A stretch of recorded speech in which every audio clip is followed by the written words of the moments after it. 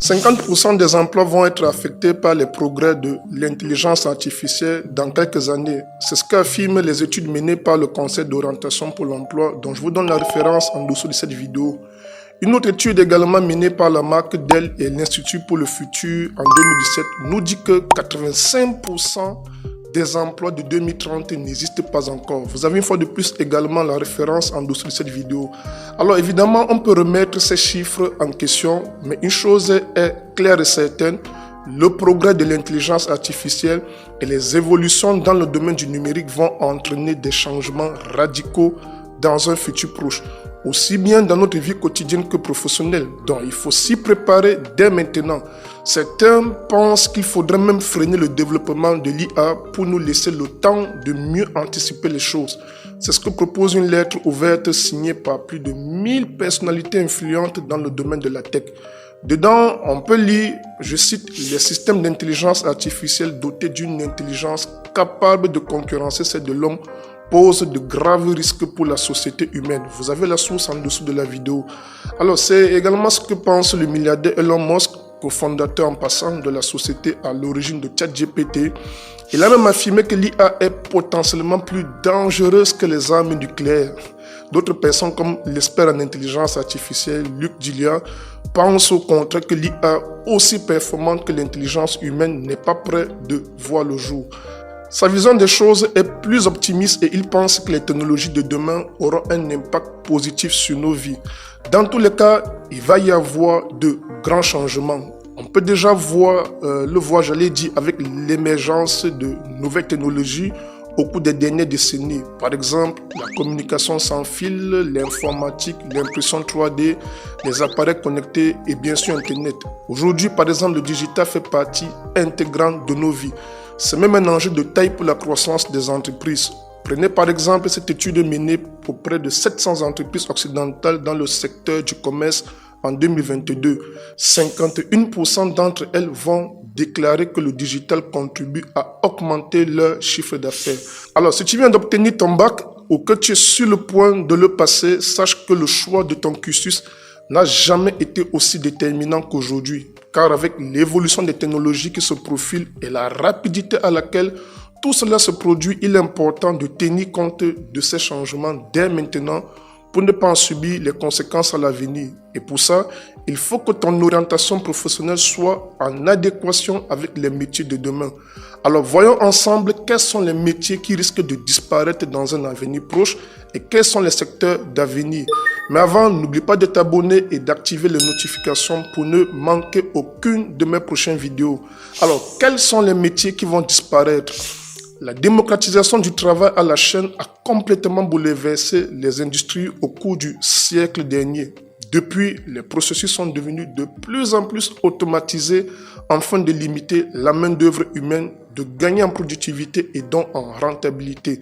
Avec le développement de l'intelligence artificielle et des machines qui y sont connectées, les choses vont encore beaucoup plus évoluer dans ce sens. Fatalement, tous les métiers automatisables et toutes les tâches répétitives seront tôt ou tard gérées par des robots. On peut citer quelques exemples: les opérateurs de saisie de données, des caissiers, opérateurs en usine, guichetiers, standardistes, chauffeurs de taxis, secrétaires, etc. Même des métiers a priori plus complexes sont menacés par le progrès de la robotique. Je pense par exemple aux facteurs et aux livreurs qui risquent d'être remplacés par des drones. Et ce n'est pas de la science-fiction puisque Amazon est en train de développer ce système. La firme aurait déjà effectué une dizaine de livraisons par drone, même si pour le moment les tests sont plus ou moins mitigés. Alors on peut aussi prendre des exemples des taxis et des chauffeurs Uber. Avec Tesla qui est en train de développer des véhicules autonomes capables de se diriger seuls, ces métiers pourront bien ne plus exister dans quelques années. Aussi, des outils comme ChatGPT nous ont dévoilé les incroyables capacités de l'IA dans tout ce qui touche à la génération de tests. On peut donc supposer qu'à plus ou moins long terme, de nombreux métiers en lien avec la rédaction pourront disparaître. Par exemple, rédacteur web, traducteur ou encore journaliste. L'important ne sera plus de savoir rédiger, mais de savoir dialoguer avec l'IA en lui donnant les bonnes informations pour qu'elle nous fournisse le résultat attendu. D'ailleurs, c'est déjà le cas, ça s'appelle le prompt engineering. Mais je vais y revenir plus tard dans cette vidéo. Ajoutons à cela que l'intelligence artificielle devient de plus en plus performante dans tout un tas de domaines et pas seulement dans la génération de tests. On peut citer l'analyse de données, l'automatisation des tâches, l'assistance vocale, la reconnaissance d'images, etc. Cela aura sûrement des répercussions sur tous les métiers qui ne nécessitent aucune expertise poussée. Sauf si des mesures sont prises à l'échelle mondiale pour freiner son développement, mais du coup, est-ce que la solution serait de faire de longues études pour acquérir une véritable expertise? Eh bien, pas forcément. On peut penser que certains métiers qui nécessitent d'acquérir un grand savoir et beaucoup de connaissances dans un domaine précis vont aussi être touchés. C'est notamment le cas pour les médecins généralistes, les avocats, les historiens, les guides touristiques, etc. Aujourd'hui, personne ne peut nier la capacité des intelligences artificielles à poser des diagnostics précis ou à analyser des clichés médicaux comme des radiographies, des IRM et des scanners pour détecter des anomalies. Une étude très récente menée par les chercheurs britanniques également montre que le taux de réussite d'une intelligence artificielle est désormais de 87% contre 86% pour un médecin humain dans l'analyse d'images médicales. Alors, il en va de même également pour le métier d'avocat. Avant l'ouverture au grand public de ChatGPT 4, on avait soumis une intelligence artificielle à l'examen du barreau. Et si sa version précédente obtenait la même note que les mauvais élèves, ChatGPT arrive désormais au même score que les meilleurs 10% à cet examen. Alors toutefois, ces affirmations sont vraiment nuancées. Je vous donne les références une fois de plus en dessous de cette vidéo. Aujourd'hui, le but de l'intelligence artificielle n'est pas de remplacer les médecins, les avocats, les juristes ou encore les pharmaciens. Elle est plutôt considérée comme un outil permettant de prendre des décisions plus rapides et plus éclairées, tout comme l'informatique fut une grande avancée par l'organisation et la communication en entreprise. Ainsi, faire des études de médecine ne te mènera pas au chômage, ça c'est clair. Mais il est certain que les méthodes de travail vont évoluer dans les années à venir. Dans tout ça, on peut aussi parler de l'impact de l'IA sur tous les domaines artistiques, que ce soit les créateurs de contenu, les scénaristes, les écrivains, les dessinateurs, les photographes et même les musiciens. Tous vont devoir s'adapter à l'évolution des technologies. Aujourd'hui, ChatGPT est capable d'écrire des histoires, des poèmes et des scénarios basiques. Midjourney peut créer des illustrations saisissantes et bientôt l'IA pourra aussi monter des vidéos à partir de quelques lignes de test. C'est déjà le cas avec System Make Video. Voilà, c'est une application de Facebook et Google a annoncé qu'il est également en train de développer un outil similaire. Les métiers artistiques doivent donc tenir compte de ces évolutions et apprendre à composer avec pour ne pas être dépassé. Au final, l'IA peut devenir un outil au service de l'art, tout comme l'informatique avec les logiciels de montage vidéo, de traitement audio et de retouche photo. Parallèlement à ça, il faut aussi garder à l'esprit que si les évolutions technologiques ont toujours détruit des emplois, elles en ont toujours créé parallèlement de nouveaux également. Et justement, voyons donc dans cette vidéo quels sont les meilleurs métiers d'avenir et ceux qui pourraient émerger dans un futur proche. Quels sont les métiers d'avenir? Quand on pense aux métiers de demain, les premiers qui nous viennent en tête sont ceux en lien direct avec le développement de l'IA ou son intégration dans des entreprises, mais également tous les métiers dans le digital, la maintenance des systèmes informatiques et la cybersécurité. À nouveau, je te donne une liste non exhaustive. Ingénieur en intelligence artificielle et en machine learning, codeur informatique, développeur de logiciels et d'applications, spécialiste en cybersécurité, analyste de données, expert en réalité virtuelle et augmentée, etc. Pour faire simple, on peut estimer que tout ce qui touche au domaine du digital, de l'informatique et de l'intelligence artificielle garantit des débouchés assez intéressants. En outre, pour savoir quels sont les métiers d'avenir, il faut aussi regarder quelles sont les problématiques actuelles. Aujourd'hui, l'écologie est une préoccupation à l'échelle mondiale. Les métiers en lien avec la protection de l'environnement, le développement durable et les énergies renouvelables seront donc de plus en plus recherchés. Il en va également de même pour la santé et la médecine naturelle. Depuis quelques années déjà, on observe une forte demande pour les produits bio et d'origine naturelle, la nourriture non transformée ou encore la médecine traditionnelle. C'est d'autant plus vrai dans les pays occidentaux où les grandes industries sont implantées depuis plusieurs années. Mais au vu de l'évolution actuelle du monde et de la direction qu'adoptent les pays émergents, on peut supposer que cette tendance va se propager à l'échelle mondiale, surtout qu'elle tend à respecter les enjeux du développement durable et donc de l'écologie. Ainsi, tous les métiers en lien avec les thématiques de la santé et du bien-être au naturel seront sans doute très demandés dans les années à venir, comme phytothérapeute, naturopathe, aromathérapeute également. Alors, plus généralement, tout ce qui touche au paramédical. Je pourrais encore te citer d'autres métiers parfois moins connus qui eux aussi ont un fort potentiel de recrutement à l'avenir. Je pense ici par exemple à concepter du IS, c'est-à-dire d'expérience utilisateur.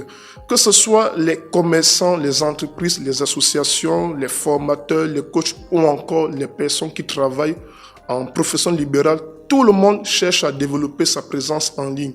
Ainsi, l'UX devient de plus en plus essentiel pour améliorer donc l'interaction avec les utilisateurs et les produits ou services numériques. Parmi les métiers d'avenir, on peut également citer le poste de technicien en impression 3D. Ça fait déjà plusieurs années quand même que cette technologie révolutionne la fabrication et la conception de produits. Et depuis, elle ne cesse d'évoluer et de se démocratiser dans les entreprises, ce qui crée quand même des opportunités professionnelles assez intéressantes. Alors, il y en avait également de même pour l'expertise en génomique et en bioinformatique dans le domaine médical. D'ailleurs, la dernière fois, j'avais un échange avec ma petite sœur qui est médecin également. On parlait de l'orientation de sa fille qui venait d'avoir son examen. Et puis, on s'est rendu compte que l'informatique dans le domaine médical est très rarissime dans notre contexte. Et pourquoi pas, ça pouvait être une super belle orientation professionnelle également. C'est également le cas de la conception de jeux vidéo. Alors que ce soit sur console, sur mobile ou sur PC, c'est un domaine qui attire chaque année de nouveaux joueurs et dont les recettes dans le monde s'évaluent à plus de 150 milliards de dollars, ça c'est en 2021. Alors, il y a également un autre domaine qui risque de prendre de l'ampleur à l'avenir et ce domaine c'est tout simplement l'entrepreneuriat axé sur la création de contenu. L'économie numérique offre de nombreuses opportunités pour les entrepreneurs et les créateurs de contenu qui peuvent développer des business sur le web, notamment via les médias sociaux. Internet permet certes de toucher une très large audience, mais aussi de monétiser son contenu. Que ce soit par la rémunération que proposent certaines plateformes comme YouTube, Spotify ou encore TikTok, mais aussi par l'affiliation, les offres de partenariat ou tout simplement par la vente de contenu payant comme des formations seront également au rendez-vous. L'avantage de ce domaine, c'est qu'il est désormais possible de tirer profit des avancées de l'IA pour automatiser ou améliorer certains aspects de son business. Et tous ces exemples ne sont qu'une petite partie des opportunités offertes par les progrès de nos technologies. La clé pour les saisir, c'est de rester informé des tendances émergentes, d'acquérir des compétences requises et surtout de s'adapter rapidement aux évolutions du marché du travail. Les professionnels du futur seront sans doute axés sur la technologie, l'innovation et les compétences humaines indispensables pour tirer le meilleur parti de ces changements. Alors, comment rester compétitif sur le marché du travail face à l'IA? Avec tout ce que je viens de te dire, tu pourrais penser qu'il y a certaines voies qu'il faut impérativement choisir pour réussir dans la vie et qu'à l'inverse, d'autres te mèneront carrément vers le chômage. Mais en réalité, j'allais dire, les choses sont beaucoup plus complexes. Déjà, on ne peut pas prédire avec certitude comment les choses vont évoluer. Et peut-être que dans 20 ans, toutes les prédictions que j'ai faites dans cette vidéo se révéleront fausses. Mais aussi, le choix de ton cursus doit donc tenir compte de tes préférences et de tes centres d'intérêt. Alors, si tu te lances dans des études de programmation, alors que ce domaine ne t'intéresse pas du tout, d'une part, tu risques clairement d'abandonner avant d'avoir eu ton diplôme. Et d'autre part, tu seras sûrement malheureux dans ta vie si tu persistes dans ces voies. Ainsi, pour choisir le bon parcours après le bac, tu dois aussi prendre en compte les choses qui t'épanouissent. Mais pour réussir à en vivre, tu dois apprendre à rester compétitif sur le marché du travail malgré les avancées technologiques, notamment dans le domaine de l'intelligence artificielle. Et pour ça, il y a plusieurs solutions. La première, c'est de placer ta valeur dans l'humain et dans les relations. Je te donne un exemple. Aujourd'hui, il est possible d'acheter des œuvres d'art ou du mobilier façonné à la chaîne dans des usines de très bonne qualité et surtout à un prix très correct. Mais pourtant, beaucoup préfèrent encore faire appel à des artisans malgré les petits défauts dans la production, même s'il faut payer 10 fois plus cher que le même produit. Pourquoi? Pour la simple raison que la valeur ne réside pas dans le produit, mais dans son mode de fabrication. Un produit de qualité moyenne fait main aura une valeur perçue souvent plus élevée qu'un produit d'excellente qualité fabriqué par des machines automatisées. Donc, placer sa valeur dans l'humain, c'est aussi prendre en considération les échanges. Avec ChatGPT ou Luvix, tu peux très bien avoir une conversation comme celle que tu aurais avec un ami. Ses performances pour dialoguer sont tellement bluffantes. Mais dans certains métiers, la véritable valeur ne réside pas dans le dialogue, mais plutôt dans la personne avec qui on échange. Je pense par exemple au métier de psychologue dans lequel le rapport humain est très important. Cela vaut aussi pour les sociétés de conseil d'expertise. Donc pour dire clairement les choses, une IA peut donner des conseils très pertinents, mais pour le moment, elle ne remplace pas les émotions et les signaux de communication qu'un humain peut transmettre par sa gestuelle, j'allais dire, ses intonations, ses expressions de visage, etc. Ainsi, tu peux donc te démarquer de l'IA, non pas au niveau de tes connaissances et de ton savoir, mais plutôt dans ta capacité à communiquer, à interagir et surtout à faire preuve d'empathie. Rester compétitif sur le marché du travail demande aussi d'être flexible et de savoir s'adapter au changement et surtout d'être proactif. Et ce sera sans doute encore plus vrai à l'avenir car les choses évoluent à une vitesse vraiment folle. Mais on peut aussi se poser la question suivante, est-ce une bonne idée de vouloir concurrencer l'IA? Eh bien, ce n'est pas si sûr. En effet, l'IA et le digital vont prendre une place de plus en plus importante dans nos vies, tout comme le phénomène de téléphonie mobile et Internet avant eux. Et ne pas suivre ces évolutions, c'est se tirer carrément une balle dans le pied. La meilleure chose à faire est sans doute d'apprendre à travailler, à vivre et à tirer profit de ces évolutions, mais tout en étant conscient de leurs risques, de leurs dangers et de leurs dérives. Plus tôt tu apprendras à vivre et à utiliser l'IA, moins tu auras de chances qu'elle te soit néfaste dans le futur.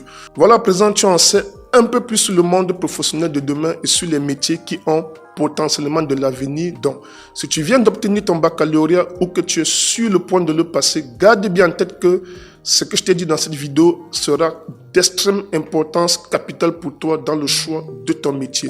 J'espère sincèrement que tous ces conseils te seront utiles pour le choix de ton cursus et de ton orientation professionnelle. Si c'est le cas, tu peux liker, commenter et partager cette vidéo. Et si tu sens que la voie du salariat n'est pas celle qu'il te faut, j'ai quelque chose pour toi en description de cette vidéo dont tu trouveras un lien vers une masterclass totalement gratuite. Dedans, je t'explique comment je ferais pour débuter dans le business en ligne aujourd'hui si je partais de zéro. Je te partage également une sélection des meilleurs business en ligne du moment ainsi qu'un plan d'action pour pouvoir générer rapidement tes premiers 1000 € par mois sur Internet. Mais je n'en dis pas plus, je te laisse découvrir tout ça. Alors sur ce, n'oublie pas de t'abonner à la chaîne. Quant à moi, je te dis à très vite pour la prochaine vidéo. Ciao.